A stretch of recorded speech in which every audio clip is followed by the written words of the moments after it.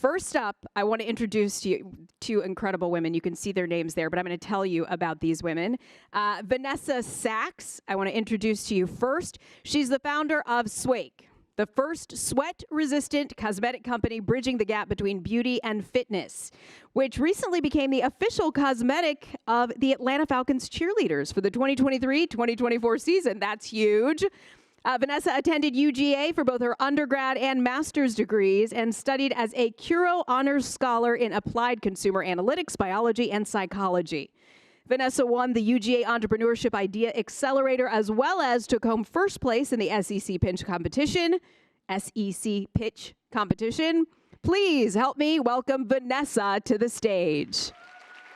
And we're gonna let it burn, burn, burn, burn. We're gonna let it burn, burn, burn, burn. Gonna let it burn, burn, burn. Okay, next, I want to introduce to you Kristen Dunning, the founder of Gently Soap, who you may recognize from her appearance on Shark Tank just a few weeks ago.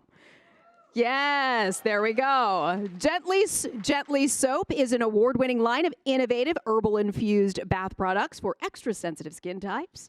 Kristen has degrees in horticultural science and agricultural communication. She completed a crop plant and soil sciences graduate research fellowship and is currently an MBA candidate at the University of Georgia.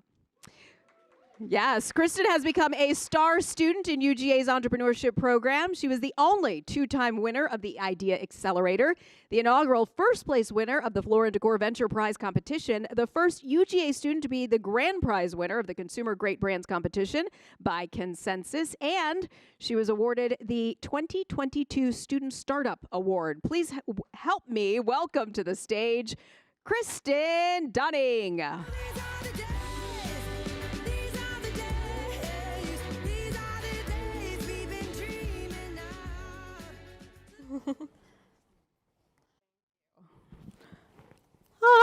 There we go. Okay, so excited to sit here with both of you ladies. Thank you guys for joining me. We're supposed to have are we having fire crackling in the back? No? All right. Imagine a fireplace for our fireside chat. All right, Vanessa, I want to go ahead and start with you. When did you come up with the idea for this business, and who was the first person you told about it? Okay, so my background, I never was a beauty person. I swam in middle school and high school competitively in Texas. So I showed up to school with wet hair, no makeup, and I always wanted to be someone that was able to wake up feeling flawless, but when you're in chlorine for 4 hours a day, you don't feel that cute. It's hard. But then when my parents moved to Florida during college, I was spending a week down there, and fitness was just always a part of my life. I was a cycling instructor in college as my job, and my dad was rushing me. So he also is the person I first told because he was like, hurry up, we're going to brunch with grandma. And so I'm rushing back from the gym. We're about to go to brunch. Florida is swampy, hot. You can't really wear makeup all day long there. And at one point I was like, Dad, you are rushing me and I'm about to swake my makeup off. And I meant to say, sweat my makeup off. And it was like the cliche light bulb moment where I was like, is there a such thing as sweat-proof makeup? And then from there I was like, well, let's check it out. I love that. And he was encouraging? Yes, and we both had never started a business. So he was like, yeah, do it, come on. And so we both learned a lot from that experience.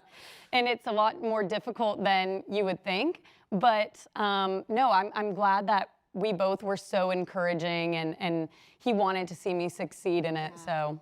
That's awesome. That's awesome. I'm going to ask you, Kristen, nice to meet you, the same thing. How did you come up with the idea for your business and who was the first person you told? Ooh, that's such a good question. So first and foremost, I am an eczema warrior. So I have had scalp eczema, but also eczema over my entire body, growing up. It's one of those things where it's kind of like a lifetime companionship. If anyone has eczema or psoriasis in the room, it's just like a constant cycle of wave. But growing up, it took a lot of a toll on my mental health, but also the way in which I perceived myself. I had to wear a lot of long sleeve clothes and clothes that covered up, and I was also in marching band and stuff like that, so I would pass out a lot because I was covering my skin. But I started realizing that like basic skincare for a lot of people begins with bathing. And how do we bathe if like the products that I'm using are kind of like rooted in pain for me? I was dealing with like burning sensations, itching sensations, and any negative skin reaction. And I was like, if I can't take care of like the very like minimal part of myself, like how am I going to even be able to advance into skincare or cosmetics and all those kinds of things? So I'm also 5 generations of my family is in the agricultural industry. So my grandparents have an 84-acre farm in Alabama, and we keep that in the family, and it's one of the things that I'm most proud of. And so I was really connected with kind of like a natural way of living and living off the land and natural products and everything. And if you would have seen anything that I wrote about what I wanted to do in freshman year at UGA, I always said I wanted to work for like Burt's Bees and be like a product formulator. In a way, I'm doing that, but like for myself, which is really cool. But I wanted to use my background from my family, but also my own research expertise in like medicinal plants to create a better bathing solution for people with skin types like mine. The very first person I told about this was actually my horticulture research mentor, Dr. David Knopf. One of our bar soaps is actually named after him, but he was incredibly encouraging because he funded my first research project. So I got to spend months and months and months in greenhouses actually looking at the plants and finding ways in which to like safely and effectively use botanicals in our products without using like things that are harmful to our skin barrier, like essential oils, synthetic fragrances, toxic chemicals, all alike. So yeah. I love what you two represent, right? And I just want to get a check of the room. Anybody wanting to start a business? Anybody? No? Anybody who's not with their boss today who wants to start a business? Okay, there you go, there you go. But what I love about this too is that your information is going to help people wherever they are. And this next question in particular, you guys are both known for winning the Idea Accelerator contest, okay? So I want to ask you, what advice do you have for someone who may be trying to pitch their own business, maybe pitch a concept within the company that they're in right now? I want to start with you, Vanessa, and then I'm going to come to you, Kristen. Awesome. Yeah, I think for me, it was just learning how to be confident. Like when you're, 21 years old and you're just learning, the basics in college, you haven't really been able to go out and express yourself in front of adults, and it's still scary, and you feel just like a small fish. So whether you're, 20 years into your career or still in college, just taking that leap of faith and being like, look, the worst they can do is say no. The best they can do is say yes, and this is, what I want to happen. So for me, it was just like building that almost false sense of confidence before it was really there. Like that, fake it till you make it. Exactly. Okay. And Kristen, that's great advice. I want to come to you because you've won the Idea Accelerator twice and all of these other things. Shark Tank, got a deal. So my question for you is, and we chatted a bit about it, is it that your businesses are so great, your ideas are so great, or is it that your pitching is really on point? And if so, what's the key? I think the key is passion. Both of the business ideas that I pitched in the Idea Accelerator were rooted in plants. So I'm very passionate about medicinal plants. That's kind of like my biggest personality trait. And so I feel like no matter what, I would have been in like a plant science role, no matter what I would have chose to do. It just so happened that entrepreneurship was the one that stuck. But one thing about pitching that I found is that it's very vulnerable. I think public speaking is completely different, or like if you're a journalist, like you're reading like something someone prepared for you, right? When you're pitching, you have to you're presenting yourself, your ideas, things that are like very much tied to you and like maybe your story, and that becomes very vulnerable. I feel like almost every single time I feel like I have a good pitch, I've cried during that pitch because I'm very much like exposing myself to like investors in the audience and trying to get them to buy into and believe in my idea. So when you think about all of that, my biggest thing is like how I get through pitches is to kind of just focus on who I'm doing it for. So when I'm talking about like my eczema story, I always think about the people that have felt just like I have felt, with their skin and like the struggles that they've had and why this product is so important, why this brand is so important. And I try to really sell that, and it makes me emotional a lot of the times, but sometimes you have to get that vulnerable to get people to actually give you a yes.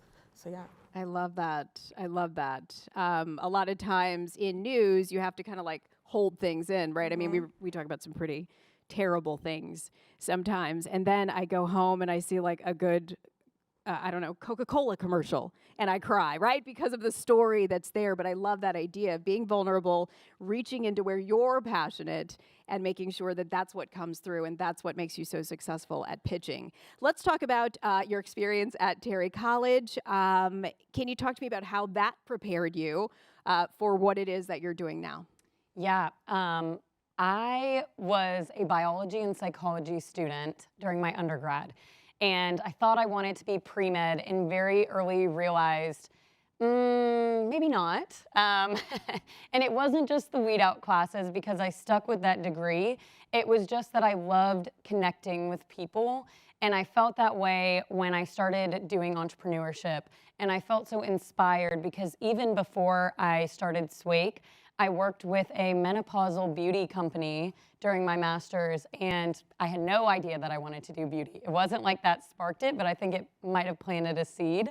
But from that experience, I started to understand, like Kristen was saying, people's passions and why people do things. And it wasn't necessarily because it was what was written in a textbook. It was real life stories. And it touched me, and it made me feel like if I can create something that people will identify with and wear every day, or think about, like I can go to the gym and then I can go to class and I don't have to worry about how I look or how I feel because I will be confident. That is something that entrepreneurship taught me, specifically through Terry. Yeah. And my experience with the Idea Accelerator was you will get 1,000+ no's and like one yes. Yeah. And that yes feels so good. It outweighs all of the no's. And pushing yourself to the point where you get the yes, that makes it worth it. Now, if for your next product you could figure out how to keep my hair looking good from the gym to the job, I'd appreciate that. So Kristen, for you, your experience, I know obviously you talked about how your professor funded your run there, but talk to me about Terry College and how it prepared you. Yeah, as an undergrad, I mean, I was in college ag, so my experience with Terry was through the entrepreneurship program, and that completely transformed my way of thinking. I feel like in my agribusiness classes and everything, they were, I don't want to say they were like teaching us to think a little bit smaller, but everything is like focused on regional distribution, staying in the Southeast. Like they were like, you should go to Whole Foods, you should go to these things. And I was like, I want to be in Sephora. And they were like, that's not really what we do here. And so it was a big change when I was going to pitch at like UGA entrepreneurship programs. And they were very much like, you should apply to Shark Tank. You should go on Good Morning America, Steals and Deals. You should do this. And maybe you should do Oprah's Favorite Things. And I was like, this is national. And I was like, it was a whole different feeling because they were believing in me in a different way that a lot of, especially like agricultural products, don't get to be seen in that light. Mm-hmm. So I really kind of wanted to use that to inspire other people that are like making agricultural products. Like we can be more than just like a regional distribution or a small farmers market product. And it's like, that's what got me there. And I'm very thankful for those moments. But I really didn't really start thinking about Gently Soap as a national household name brand until Terry got me to think that way. So I'm really thankful for that, because even having the guts to apply to Shark Tank or the Aveeno program that I just won, I wouldn't have even had the confidence to do so if I didn't do the UJ Entrepreneurship Program. You just won the Aveeno too. Should I add that here? Okay. Yes, I'm 2023, Aveeno's 2023 Skin Health Startup of the Year. I love that. Yeah. I love that. Yeah. So we're hearing from you guys about your incredible success, the ideas, where they came from. I want to talk about maybe a moment where you might have been nervous or afraid, and what that situation was and then how you got through it and over it. I'll start. You know what? This time I'm going to start with you, Kristen. So something I was afraid. Ugh. I would think the biggest thing that I've been afraid of recently was Shark Tank. I was terrified. They don't tell you how many cameras are actually like on you when you're like sitting in there. And I don't know, I think being a solo founder, and Vanessa, you can probably relate to this, it's very exposing, but also kind of isolating in a sense. Like you are in a position where your unique experience is something that you're currently doing. So even like I have a team and they're amazing, but a lot of the times when you have to like actually present Gently Soap, it's only me there. So I was in the trailer by myself, and they don't even tell you like if you're actually going to be pitching that day or what. So I was just like sitting there hoping that I got to actually go out and pitch, and they were like putting you in hair and makeup, but you were still like, well, you're not guaranteed. So I had to like do a lot of like prep talks with myself that like, if this doesn't happen, like you are still valid, like your idea is still valid, it's not a reflection of you. So it's also like a good like pumped up playlist got me through that day as well. Who's on that playlist? Oh, I have like Don't Stop Believin', A Journey, Taylor Swift, all of that. So, I love it. Girl on Fire, all of that stuff. Yeah, pepping yourself up and giving yourself self-talks, Yes, right? Because so. how many times do we stop ourselves before we do something that may feel a little scary, but we think, right on the other side of it's going to be great. Just got to pump yourself up sometimes. What about you? Yeah, I piggyback off everything Kristen said because the amount of failures that you'll have just grow you, but you have to be able to bounce back from them. And I would be lying if I didn't say there were definitely days where I was like, yeah, I'm gonna go ahead and throw the towel in because this is just too crazy. Who signed me up for this? But that helps you grow as a person, and having a support system that can kind of push you to get through that is what really makes a huge difference too. But a specific time that I was scared was when my first manufacturer stopped producing. And this was about 3 months into selling products. And I was working with a manufacturer in Canada. And I remember telling my mentor from the Entrepreneurship program, okay, so I have 100 orders that can't be fulfilled because the manufacturer shut down. What do I do? And he was like, well, don't stop selling. And so I'm sitting there like, I can't sell to people. I don't even have someone to make it, you know? And he was like, that shouldn't, stop you from getting to where you want to go. Just because one door is shut, just keep knocking on doors. So it took me, I had about 2 weeks of downtime. I personally emailed every customer that was waiting on an order. And I was like, hi, my name is Vanessa and I'm the founder. We're working on getting your products to you. And my biggest fear was, oh my gosh, they're gonna see through me. They're gonna think I'm a phony. They're gonna think, who's this kid running a business? But everyone was so happy that I reached out and that they had a personal connection with the brand. And I got the products back to them within, I think, 2 weeks of their order. So I took a bad situation and built some confidence out of it. I love that. And speaking of confidence, speaking of, challenging times maybe in your journey thus far, who's been your kind of biggest champion and or mentor in this journey? I'm going to start, actually, Kristen, I'm going to start with you again. My biggest champion? And did you have to reach out for a mentor? I would say yes, I definitely had to reach out for a mentor. My biggest champion, I would say right now, is Dr. Bob Pinkney, who is the director of UJ Entrepreneurship. I think he's kind of, when he started the program, I don't think he ever thought that we would, there's so many businesses and successful businesses that had come out of the program. So when you get to see, tell him about your wins, the way in which he lights up about just all the work he's done, and he's getting funding for these programs and everything, he never would have thought it would take us this far. So I love calling him, and I'm like, I just won this, and he's like, that's amazing. I feel like he gives me the best reactions. So he's definitely the first person I want to call whenever I win anything. So yeah, but I had to find that. Yeah. I think coming from the College of Ag too, it was weird stepping into like the Terry space. I was like, is this for me? Like, I think I started a business in quarantine. Should I be over here? And he was so welcoming. Like, he was just like, no, we're open to all majors and everything. So I definitely, like, sitting in his office that first day, I remember the exact conversation we had. And I was like, I'm kind of scared.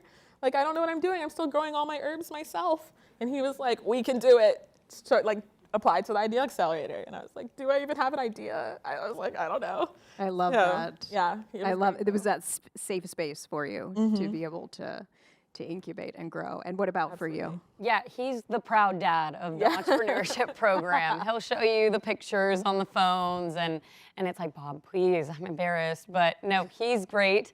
And the whole program is great. I identified my business and went through the Idea Accelerator, and the first mentor I had was also like the person that shot my business down first. And I learned later that that was kind of his tactic to build up entrepreneurs. His name's Jim Flannery. He's another professor at UGA. And I never thought that I would work well with that type of teaching and coaching style. But again, like, I think the running theme throughout my company has just been confidence and perseverance. And he really taught me how to find that in myself, and that every door that shuts really is just, there's another one waiting to be open. I love that. Something that has surprised you so far about entrepreneurship. You kind of have your idea of what it's going to be like, and then you get into it. What do you say, Vanessa? Oh God, Kristen, you can name like 5,000, right? Like, there's not a day that goes by since I started Swake where I'm like, yeah, this is going 100% to plan. There's always something that I learn from too. Like, not every mentor you meet is going to be for you. Not every person you meet is going to be your customer or even your advocate. A lot of people have trouble resonating with your business, or maybe just don't understand it, and that's okay. I think learning to pitch was a big thing for me. I never came from a sales background, so just being able to correctly advocate for myself and demonstrate the company and the product, that was something I had to learn. But also just the fact that most people want to see you succeed. I think as a woman, sadly, we don't feel that way a lot of times. We feel like we're fighting against society to get somewhere, but we want you to succeed, and I think having that mentality will get you further than feeling the other way. Absolutely, absolutely. And what about you, Kristen? I think my biggest surprise in all of this has been the amount of spaces that you go to that are like so curated to entrepreneurship and willing to help you learn and to keep developing your idea.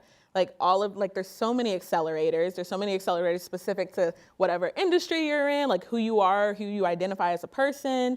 There's so many endless opportunities to just keep growing.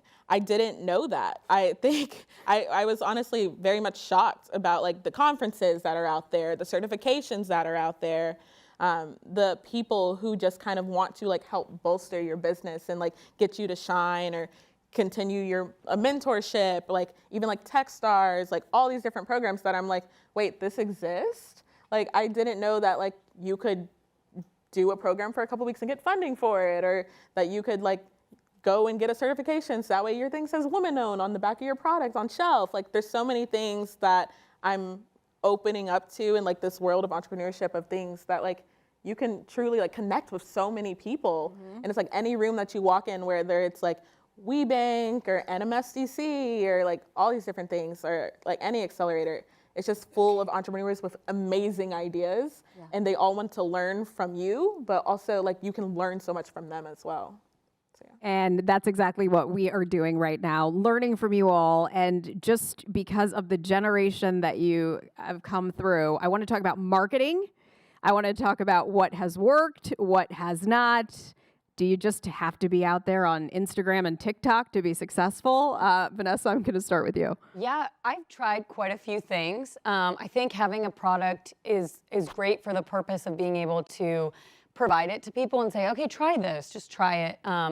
And I started with influencers because, we're in that generation. And I started with one fitness influencer in particular. And at the time, my rent in Athens was $500. So I was living with 4 roommates in a small house. And this influencer wanted $500 for one TikTok. So having that mentality of like, that's my rent for the month, I was so scared to take that bet on her. But that was the first time my product was ever kind of out and about. And I remember I was walking on the treadmill at the gym, and that was when it was like, Shopify, Shopify, Shopify. And I was like, what is happening? And she had posted about it on TikTok, and it really resonated with all of her fitness fans that followed her. But I've had influencers that it just completely flopped with. And I've learned, you can't put all of your eggs in one basket with marketing.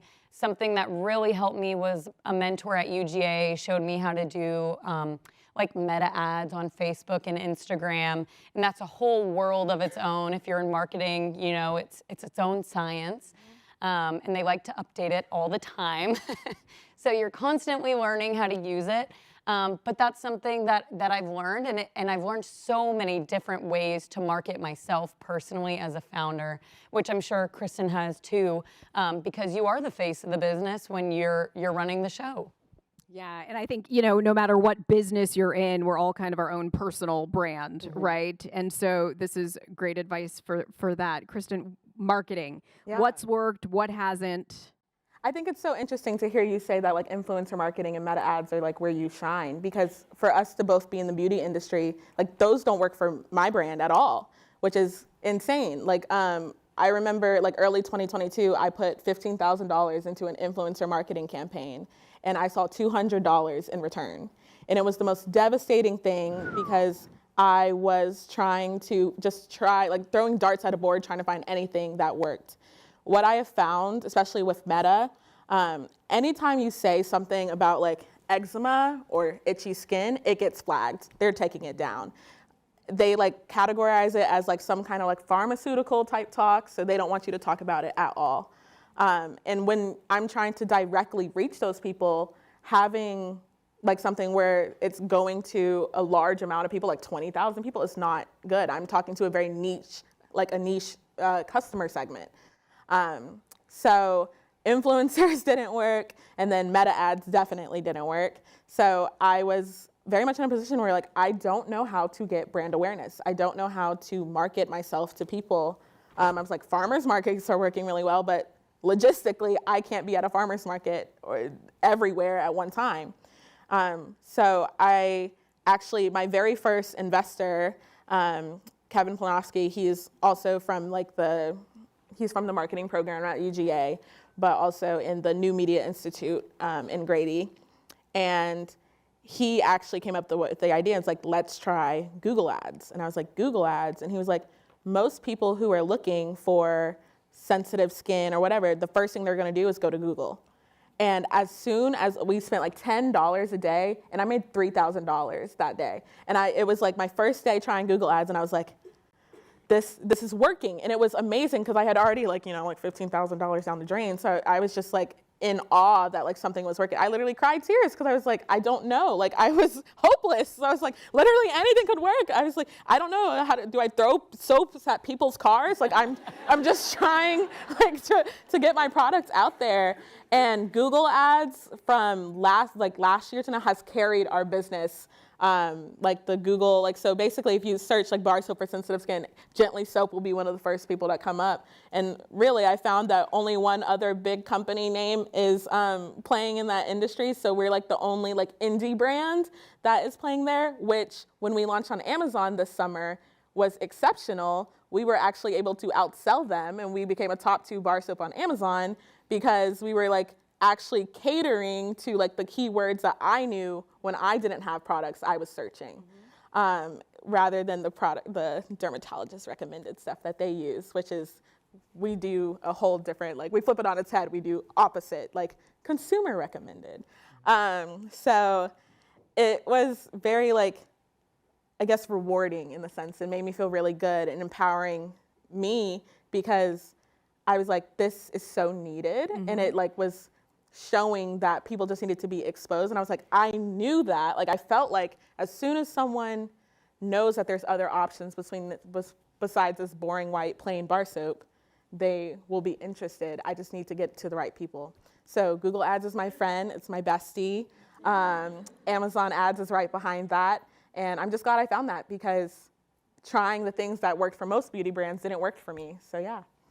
Okay, and I am watching our time, so I'm looking for Natalie. You let me know when you want me to open it up to questions from the audience, so you guys be thinking. I just want to ask you both kind of about your scale up process, right? Because sometimes you get that Google ad that's successful, that influencer ad that's successful, and then you're like, oh my gosh, I don't have enough product, or I don't have enough money to make this product. Yeah. How did that work for you? What was your experience, Vanessa? Yeah, I mentioned earlier that I was not a saleswoman ever. And so the hardest obstacle I've had thus far is just being able to ask for money. So being able to be like, hey, I would love to give you 100 free samples. Can you write me a check? Because that just feels scary sometimes. But I actually took a course with Harvard on like the best ways to negotiate yourself. And that was a great course, and it taught me, okay, well, if you want to scale, you have to take money in, and you can't just be giving samples out or even being partners with like the NFL cheerleaders. You know, you have to see that return on investment. So I quickly learned what was working when it came to partnerships, ads, and then what doesn't really work and what just was kind of like, oh, our name is tied to that, but I'm not really seeing any money come from it. And one thing that's been helping us scale is just infiltrating that NIL section, which in the last 2 years, I was very lucky that right when I started Swake, the NIL deal became an option. And we started by just sponsoring female athletes at schools across the Southeast.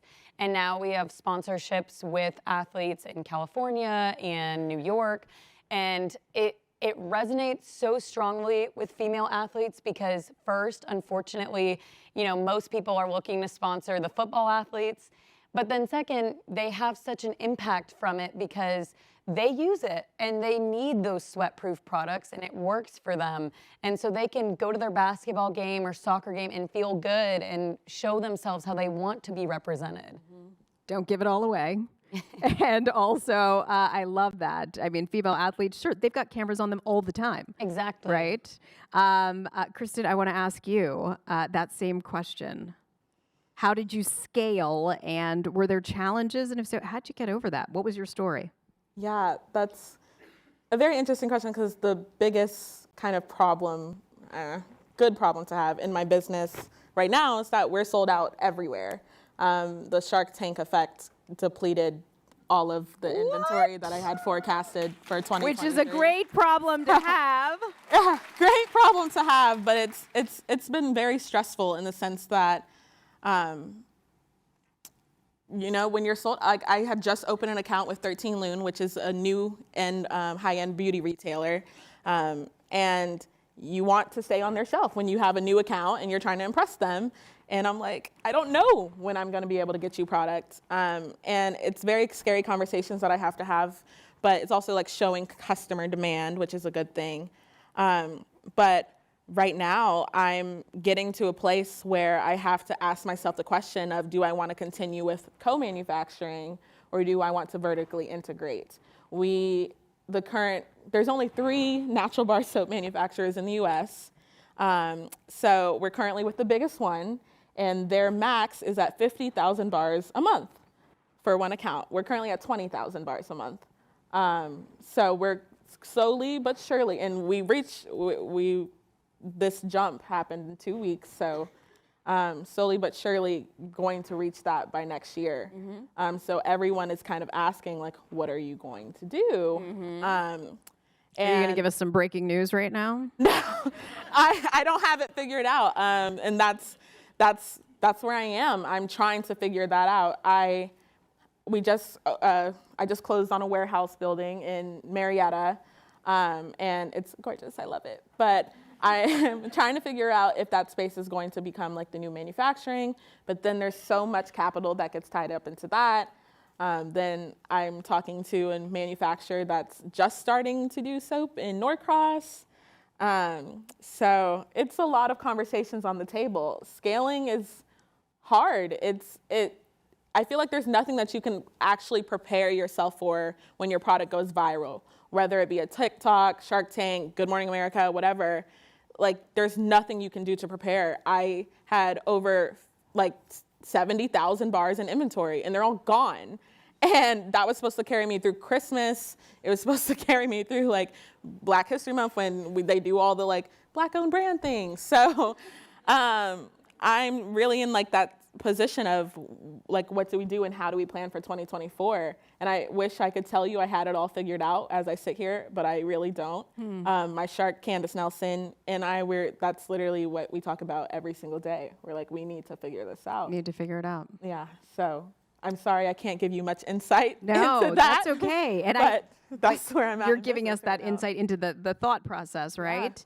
Yeah. And I know nothing about your world, but it will come to you. Yeah. Do you know? Like when you can steal away and get quiet? Yes, yeah. It'll come. So I think we're going to be okay for the rest of Christmas. We have some 2 more inventory runs coming through by December. One's supposed to be coming this week, and then 2 more. Yeah. But 2024 is definitely a big question. Yeah. So we all have those great skin and sweat-proof makeup goals for 2024. So we rely on you both in the beauty industry. What I want to do right now, and I would love to open the floor up, the discussion for questions before we wrap this. If anybody has any questions, okay. Number 3. Hi, my name is Brandy. I am part of the session sponsor, Veritiv. We do packaging design, so would love to talk to you all at some point. Yeah. Though the design team is not here. But I do have a question. With the spirit of diversity and inclusivity in mind, skincare, especially makeup, when you think of the last 10 years, creating products that can span the different shades that are represented in this room, which is probably as many as there are people. Vanessa, specifically for you, can you talk a little bit about what you've done to be more inclusive in your actual skin, your makeup specifically? The layers of our skin, that skincare is one thing. The makeup that goes on that skin is another thing as well. So I know it's hard for Black women like me to find non-Black owned companies that match our skin color. So it's really important. Yes, absolutely. And that's something that I've had in mind since I started Swake. One of the hard things about sweat-proof makeup is that when you think about sweating your makeup off, you're like, oh, the foundation. That's the part that you're thinking about. I don't want that to run. So I knew that had to be our first product, but that then presented the issue of, okay, I'm gonna have to have 50 SKUs to compete with Fenty or Tarte or any of the other skincare and beauty companies. And as a startup with, I think I started with $2,500 from the accelerator, I was like, I can't do that. And our manufacturer that we began with only had about 12 SKUs. So I fought them to get 2 additional SKUs. And I wanted to make sure that even though our shade range was limited, no customer would ever have to be pinholed into one shade. So if a shade never matched them, we would send 2 or 3 for the price of 1, because it shouldn't be a bottleneck for you to try Swake. And I understand that while it's not the most ideal situation, as a founder, it's my responsibility to be able to cater to every skin tone and skin type. So that's something I'm definitely actively working on, but will never put my customers at fault for that. Next question. Hi, I'll be brief because I've been occupying a lot of time today. For you, I want you to put on your vision board Swoke, or is it Swake? Swake. The official makeup of the WNBA. Because if you already have the attention of female athletes, I can see them signing on for that big time, right? Because they love looking good on camera while they're playing. And they have the best makeup on camera already. Yes, they do. Right. They always do. And so I'm like, okay, you guys, not to give too much away, but there is a team that we've been speaking to. So in we're the touching and WNBA. agreeing right now. That's about to happen for you.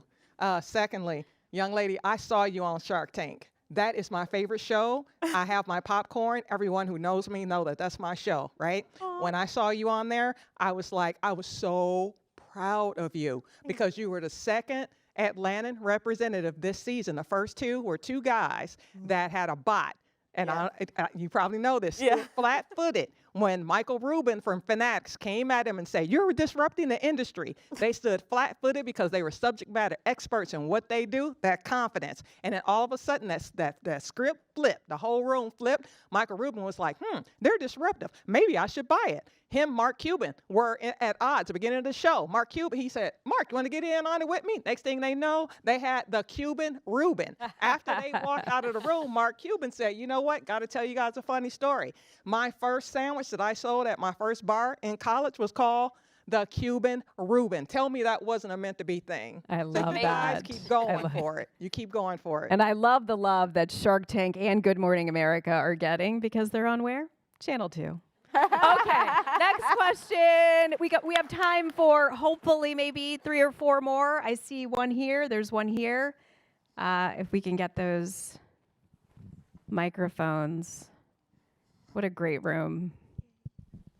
Hi, my name is Lynn Green, and I have a product that I've been working on for 2 years. It's a shampoo for children. I have grandchildren and great-grandchildren. So the second generation of great-grandchildren, the first generation, I saw how their hair would strip, the shampoo, how it would strip our hair. And so I made a shampoo. I got into the kitchen. I got all these things together, made the shampoo, got into a chemist and all that good stuff. Now I have the product, but I need a mentor trying to figure out what to do, how to get it in the market. At this time, I have 20 people that are testing it, on their children. So, but that's as far as I've gotten. So I don't know what to do. So What's the next step for this young lady? Do you guys have advice? Well, first of all, that's how all the great products are made, making them DIY in your kitchen. I was in my dorm room making my first batches of soap, so I feel the energy behind that. I would say, so you have 20 people. Are those paid customers or friends and family? So you're No family. Okay. Friends and some people that have just had babies and toddlers like that. So. Okay. So if you're marketing to children, the first thing I need to tell you is that any child product, baby product, has to go through clinical testing. And clinical testing is very expensive. So in order to get around that, you can pretty much get your very first customers and lay low for a little bit by going to like farmers markets. They have a lot less regulations. And you can use that money to save up to do clinical testing. Because before you can run any ads for a baby product or a child product, you need to be clinically tested. The FDA will come for you, and they are serious, and they will shut down your site. Okay. So, I would say like the very first thing you do is get at least, I would say, 1,000 paid customers and get feedback on your product. Especially if it's something that you're making yourself. That is a very good way to start, because when you go to get clinically tested, you can take those feedback, those reviews with you there. And that will help feed into your overall review and your package that you'll get back from them. I would say the next thing after that is once you get over that hurdle, you're golden, because anybody who's willing to buy you, place you in like even a mom and pop store or whatever, you'll have that certification that like this is for babies and it's working and it's an effective, and then you can literally go anywhere. The sad part of dealing with like products that are targeted towards a skin condition or sensitive skin like mine or baby skin is that you have to get over that huge financial hurdle of the clinical testing, and it's disheartening because it does cost a lot of money. But once you do it, the doors will open. So keep going, but don't be scared to like get into farmers markets and talk what you know, because that personal story about I'm using this on my grandchildren or my children and things don't work, like that will resonate with people, and that's how you get your first customers. And you have your calendar planned for the next 7 Saturdays, 8 Saturdays, 20 Saturdays, right? Yes. All right. Thank you for that encouragement. We've got time for a couple more questions. Okay. Over here. Hi, my name is Morgan Pope, and as a marketing student, part of our curriculum, we are certified in both Google and Meta ads, and within that, we also have to work with either a nonprofit or a small business to get that real-world experience. Have either of you looked into the marketing space at Terry to see how we as students may be able to help you? Yes, I actually got an email while I was in the Red Room from the Marketing Association from Terry. And they were like, oh, we want to work with you. And I was like, that sounds great. So that worked out perfectly. Good timing. And so do people approach Terry about that as well? I mean, you guys can reach out, but do outside? I've already put both of your names in the hat at the beginning of the year. Awesome. Thank you for that. Awesome. Great. Any other? I know. I'm sorry. This. You guys. Sorry, you've been looking at my back, but you've been seeing their beautiful Yeah, we faces. can see their So faces way over here. yes. So actually, I'm a former student athlete. So hearing you say that there's sweat-proof makeup now is actually mind-blowing. But we did have a saying look good, play good. But the furthest a lot of us got with that was waterproof mascara. So that was the best thing in back then. But there were girls who still did wear foundation. And I know the biggest pet peeve we had playing against girls who wore makeup was if we had to guard them, our uniforms were destroyed. So I'm curious, what types of things that you're running into, things like that you're running into as you're entering this market. Yeah, so Swake is transfer resistant. So hopefully that would not be a problem. And you know what? That's a good tactic, I guess, on the other team that, they're rubbing off on everyone. Nobody wants to guard somebody with a whole bunch of Exactly. makeup. So maybe Swake would hinder that a little bit, but we are transfer resistant. And I knew that was an issue because even when I would get ready for work in the morning and I would pull on my white sweater, it's you look down at the rim and you're like, oh God, I gotta change. Yes. So yes, that transfer resistance was important to me. And before getting too technical with it, the idea was to create a product that was like deodorant that would allow you to sweat without transferring and being all over your arms. That was the idea, and that was the formula that I took to our cosmetic chemist. Great. We've got time for literally one question. We've got 40 seconds left. Where is it coming? Right here. Hi, good afternoon. I'm Alma Alajic. I work with Westrock Company. So in case Veritiv doesn't work out for packaging, Westrock also does great packaging. Shoot your shot. question- Shoot your shot, ladies. Thank you. My question is actually around patents. So I don't know if you have any secured patents or anything pending, but around that space, for either of you or both, how have you leaned into your team and how have you led your teams through a patent process or the governance and the security of very particular information to get you through that and take you down that path for a continued go-to-market strategy? Thank you for that light question to wrap things up. This is okay, guys, as quickly as you can.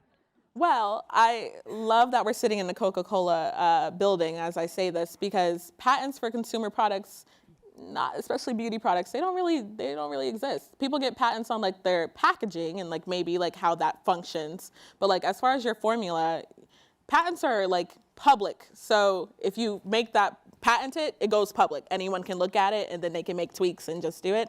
For Gently Soap, we have a proprietary herbal infusion process. That's something I don't want public. But Coca-Cola was just like that too. And that's why they have the vault that they always talk about where they seal their secret formula. Trade secrets, that's kind of how we've been running.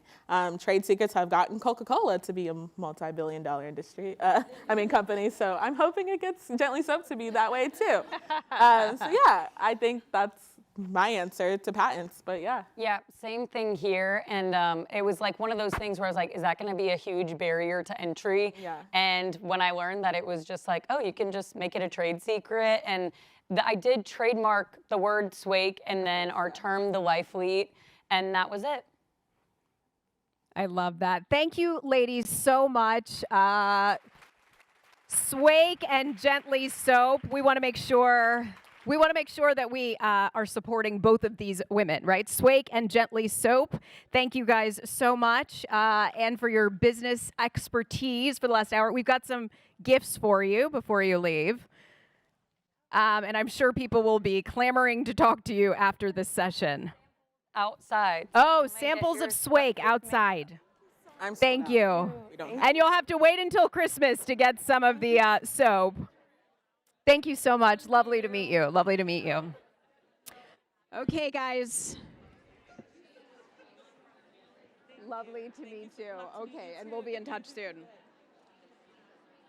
Can we get another round of applause for Kristen and Vanessa?